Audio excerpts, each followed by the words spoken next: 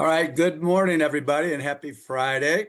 Welcome to Fearless, a production of Fuel. And if you're not familiar with Fuel, definitely check it out. It's www.myfuel.io, where you've got access to now about 50 instructors, world-class instructors, New York Times bestsellers, TEDx, Hall of Famers, things like that. And we've now also introduced, a number of us have AI bots, so you can actually interact with us 24/7 all over the world. The bots are loaded with our body of work. So in my case, my AI bot has got about 40 years of hundreds of interviews, the books I've written, hundreds of podcasts, YouTube clips, things like that. It's very impressive. So check out the AI bots and check out the courses that we offer. So Fearless is all about helping people confront fear and anxiety and stress. And in today's world, with all the things that are changing and the uncertainty, the idea here is to help you get through that. Today's guest is a guy that's just awesome. I've known Mark Tabit for over 40 years. In fact, we went to Notre Dame together. Mark's had an incredibly successful career in the financial services sector and wealth management and real estate. But Mark, like all of us, has had some real challenges in life and some real adversity. And very different than my guest last week, Renee Godefroy, who grew up with nothing in Haiti and no water, no electricity, and made a global name for himself on the speaking platform.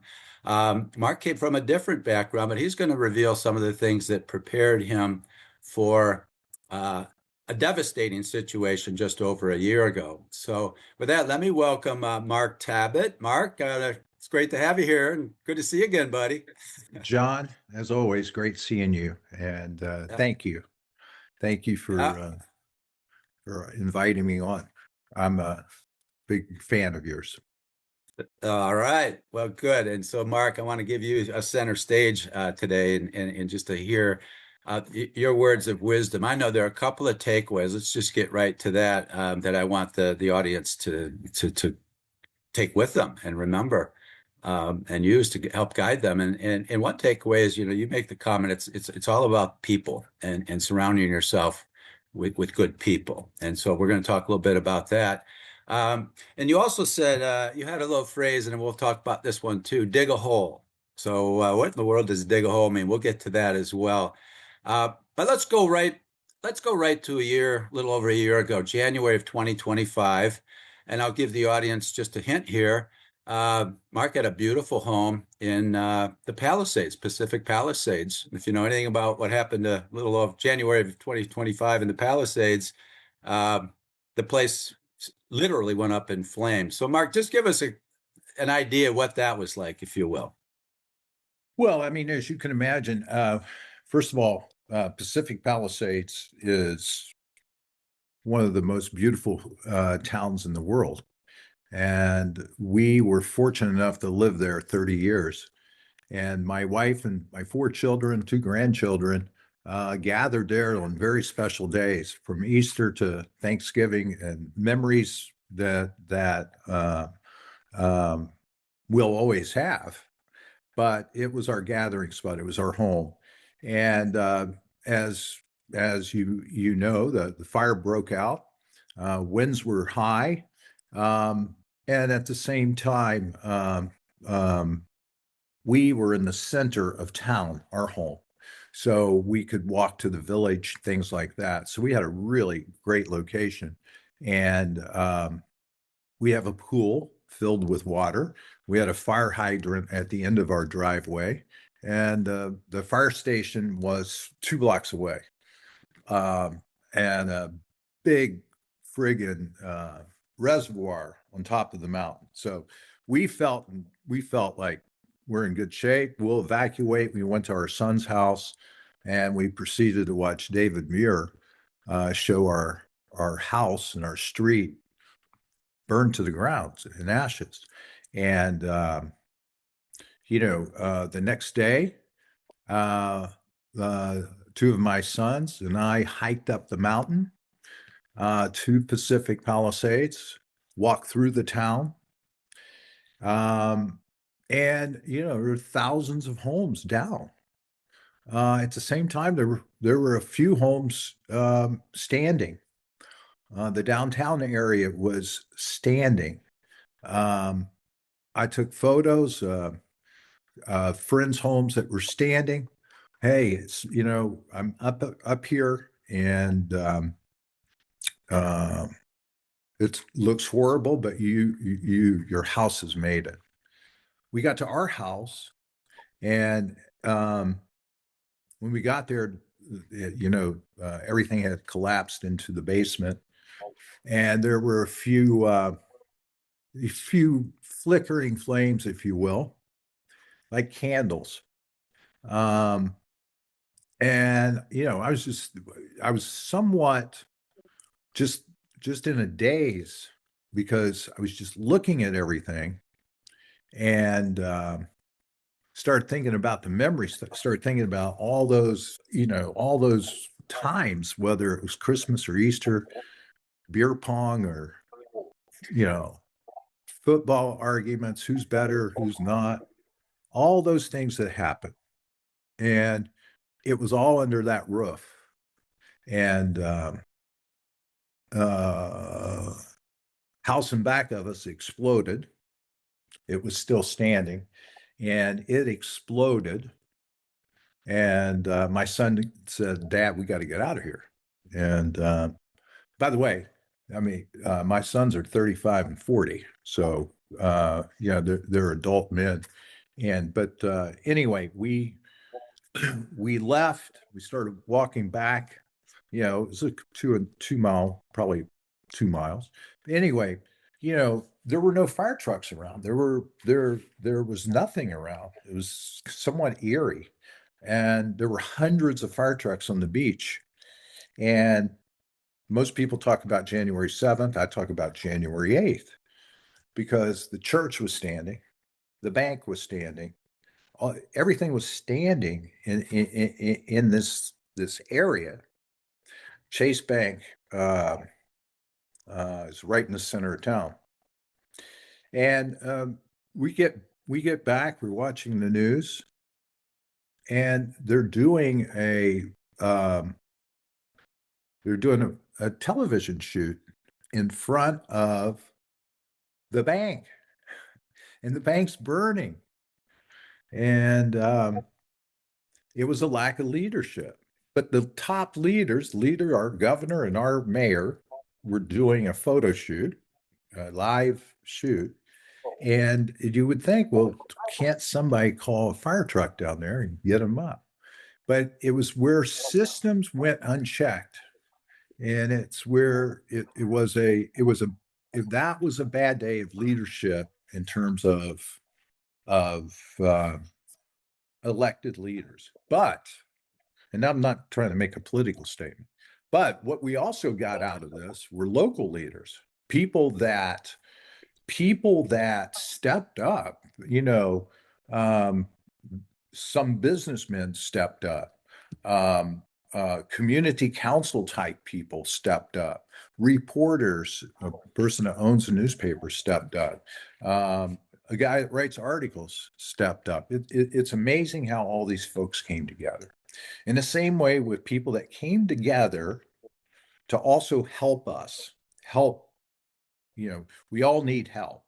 And out here, um, out here, I'm fortunate, we're fortunate, but out here it's a barbell. Okay. If you imagine a set of weights, and you got a barbell, you got the elderly over here who have owned their home for 50 years, and that was their bank. That was everything was there. And then you got the young people, friends of my sons and daughters, 35 to 45 years old, moving into homes, mortgage to the hilt, and both sets lost everything. Fortunately, we've rebounded. Fortunately, I got through the insurance piece of things, which has been bad for people out here. So we look at it and I say, okay, back to your people comment. I don't think we would have gotten through, or I certainly wouldn't, um, if we didn't rely on people. And yeah, we're talking about people that send us socks and underwear. We have, you know, as a gift, one of the most touching gifts I ever received was from my aunt, who's 2 years older than me, um, living in West Virginia. She inherited my grandmother's china, and she packed it up and drove it to me. So it's things like that where you see the humanity of people during a bad situation. And I can give you 100 more great stories like that of good people. Yeah, well, you mentioned there a lot of people in the community stepped up. You use the word stepped up. Steph. Yeah, well, I remember those words well because it's the title of one of my books, Stepping Up. But you stepped up, Mark. It was, you talked about other people, but you stepped up and you became a voice for people, like you just said, who essentially lost everything. What I want to do now is I want you to talk a little bit about growing up and what helped prepare you for the success and the character that you have and the integrity that you have, the leadership that you have. Well, what kind of things helped shape you uh, to get where you are today? And any kind of adversity you've had, because I know your story pretty well, but any kind of adversity you faced and any fear or anxiety you may have felt, uh, how'd you get through that? Like what'd you do? Well, you know, um, I had a pretty good life there. I was eighth grade. I was king of the class, basketball, football, all those great things. And my I was going from grade school to high school, and my mom says, "Let's take a little vacation, me, you, and your sister." And so we got in the car. We drove to Kentucky, went to see her sister, and we're there for a few days. And we had dinner. And after dinner, just like most of the kids, we went out, we played kick the can and all that. And I'm walking back, and there's an ambulance in the driveway, and it had just started taking off. And I got to the house, and my mother had an aneurysm, and on vacation, she 3 weeks later passed, and my world changed.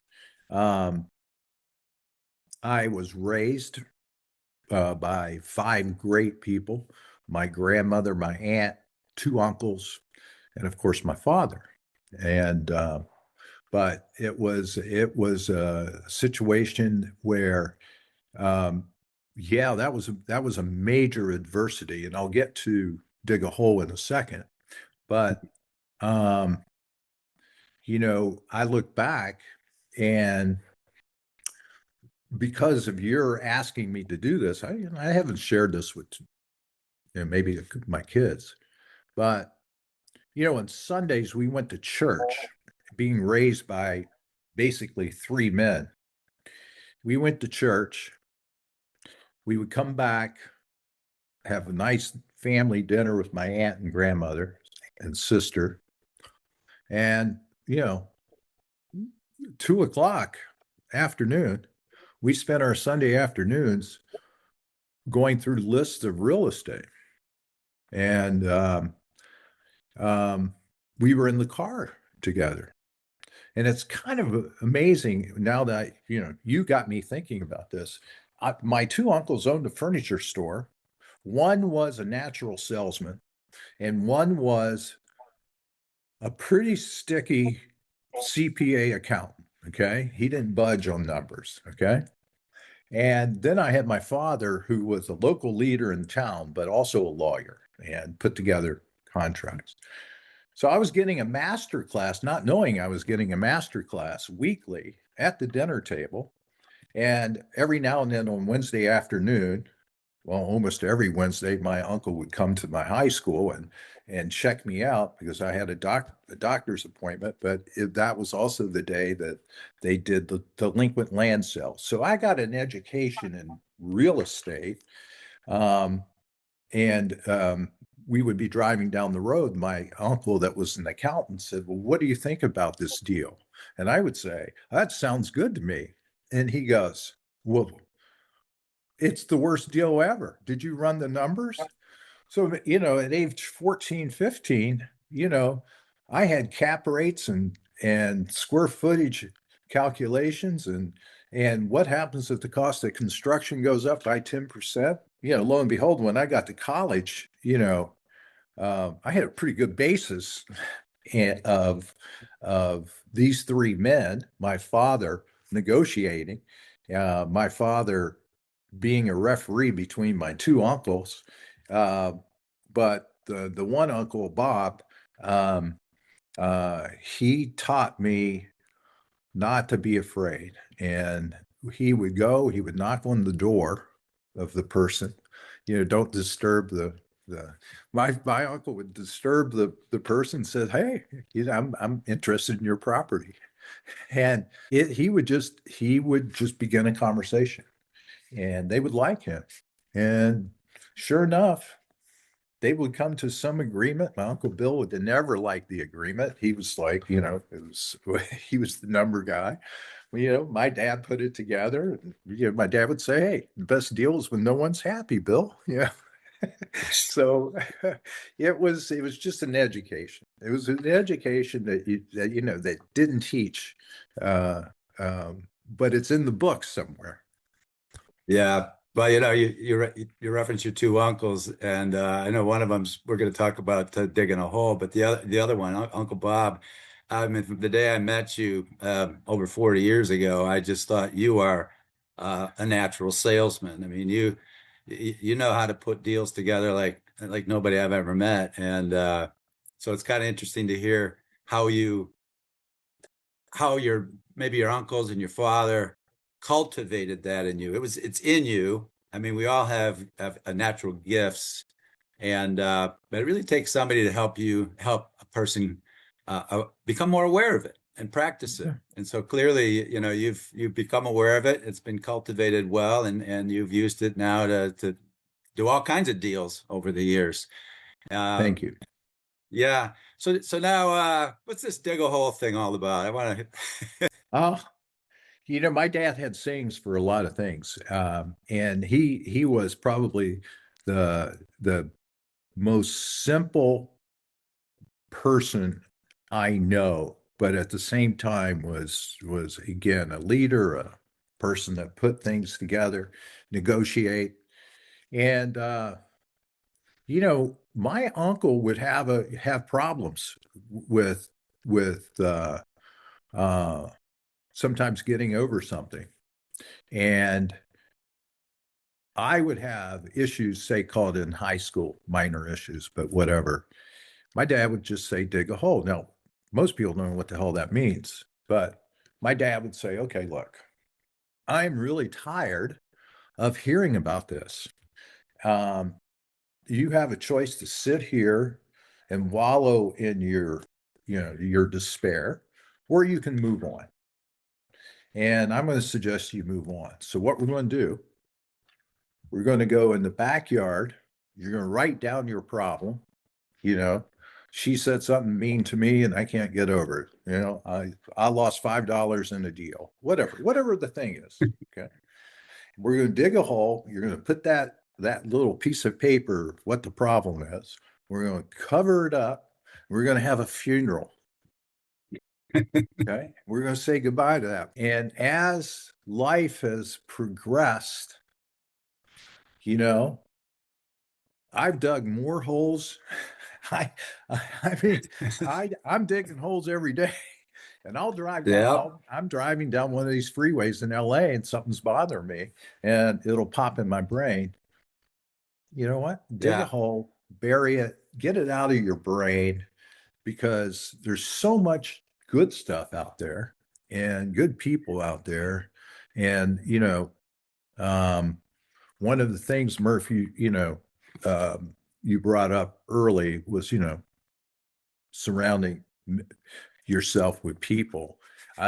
You know, because you asked me to be on here, I really never stopped and just started just reflecting.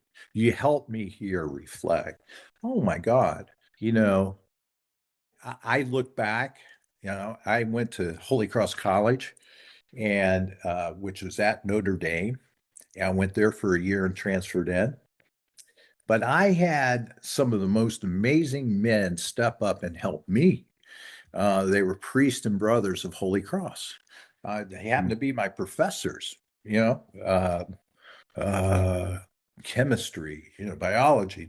These men, they took time out, um, wonderful people, and became friends for life.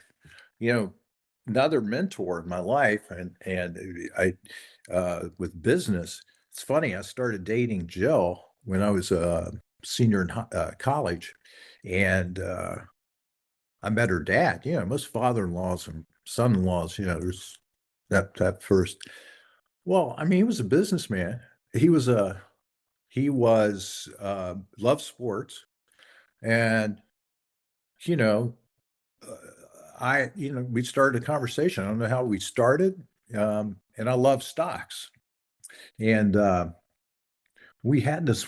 I will never forget. We had this first conversation, and I said, "What are you working on?" He goes, "Well, he tells me a little bit about what he's working on, and I already knew, I understood what he was working on. I mean, I Mhm. understood it because of being in that car with my uncles and dad, right? And Mhm. I was able to converse with him.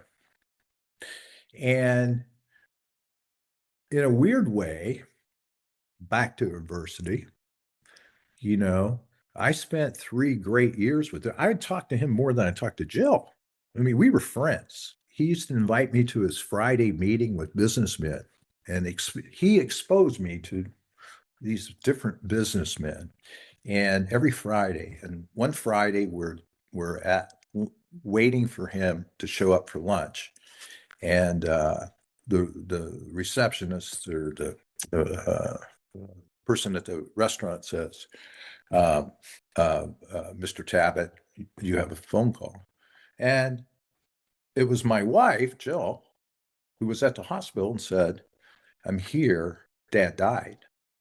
Now, I had in that small period of time of my life, that compressed period of time that you're asking me, I had this adversity. Everybody, it just seemed like my mom, my father-in-law, these folks that were really instrumental.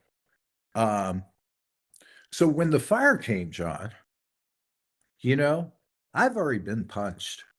Does that make sense? Mhm. Oh, yeah. And um, uh, and when when I had an opportunity, and I had a great opportunity shortly after that, to get on a television show, and I did a television show for 6 years in Chicago, and it was a once a week financial show, and my my business mentors, my wealth management people that worked at the corporation, um, you know what? They gave a young guy, pretty young guy, the chance to carry the water. And Mhm. um, they gave me the keys to Oak Brook, Illinois, to a, a very nice branch. We turned that, when I say we, it's the people of that office are the reasons of our success. It wasn't me. Um, and we came out to California, and we were able to um, turn it into the number one complex in the country. And none of that would have happened. None of it would have happened from the receptionist all the way up to the administration manager. They they believed in themselves, and they believed in me. They believed in the people around them, and we would not have had that success if we weren't a team. And so yeah, I think everybody has adversity. That's one thing. It's what you do when it comes up. You know, Exactly. it's Yeah, what well, you do.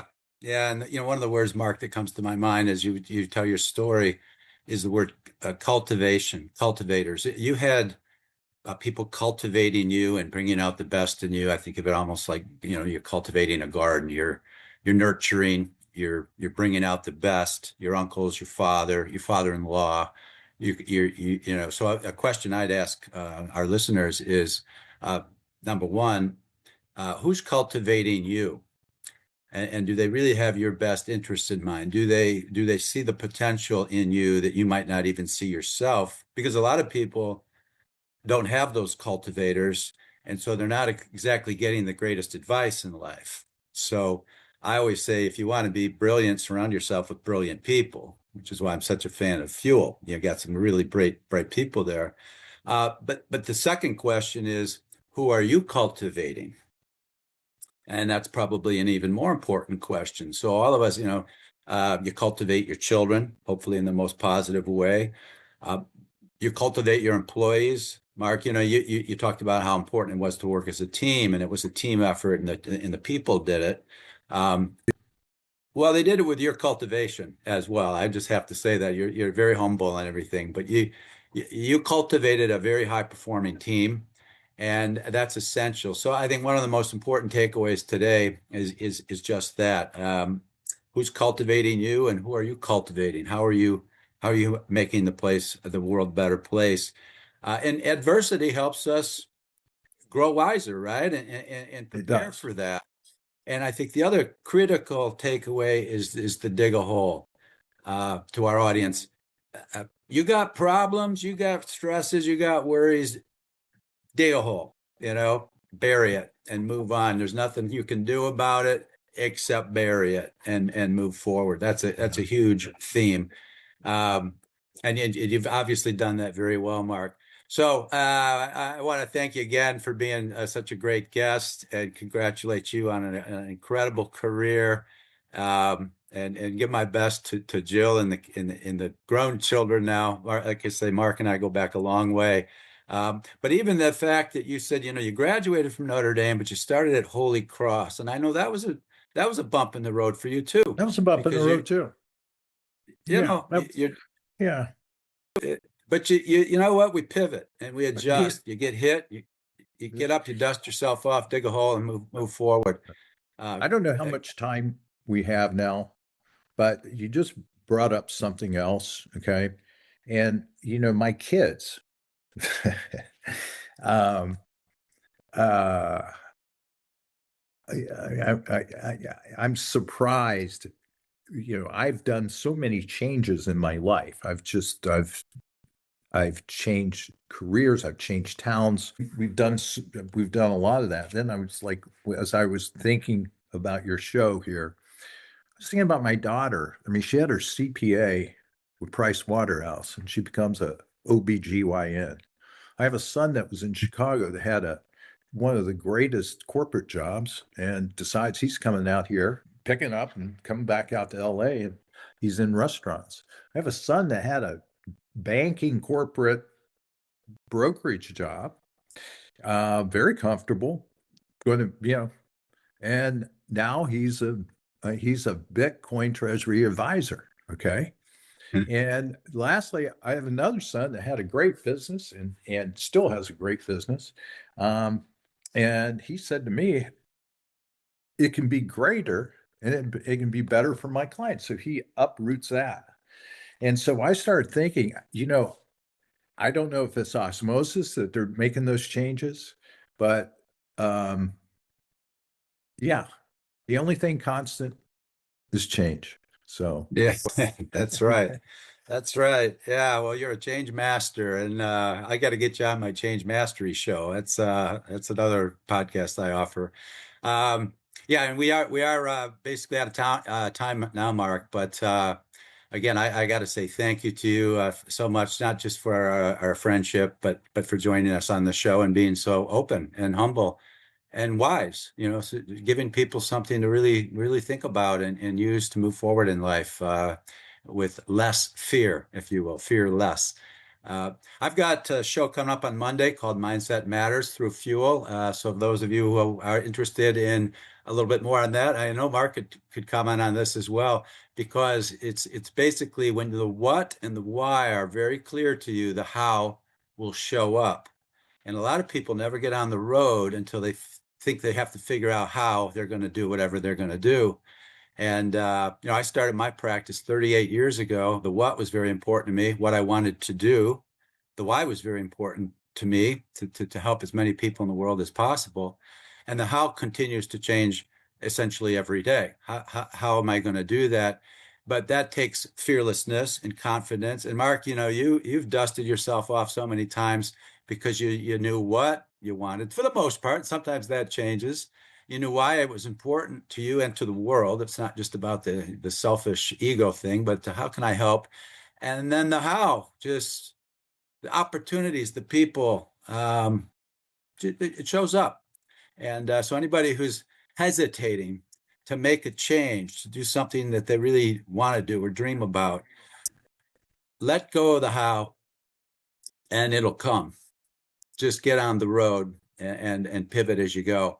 So Mindset Matters on Monday. Next week on Fearless, I've got Gary Garfield coming on board. And Gary was the president, CEO, and chairman of Bridgestone Americas, multi-billionaire, billion-dollar company. And Gary was their chief legal counsel. And just before he was picked to be the next CEO, he found out he had to have open heart surgery. And he also laughs that he never taken a business course before in his life. So unlike Mark, who's got all kinds of business experience, Gary's a lawyer, never had any business classes in his life, and now he's been picked to lead the largest tire company in the world, Bridgestone. So he'll have some interesting tips for everybody too. So that's next Friday. With that, Mark, any closing comment? I love what you're doing. Keep helping people. Thank you, and thanks again. We'll talk soon. Bye. Goodbye, everybody. See you next week, or see you on Monday, hopefully.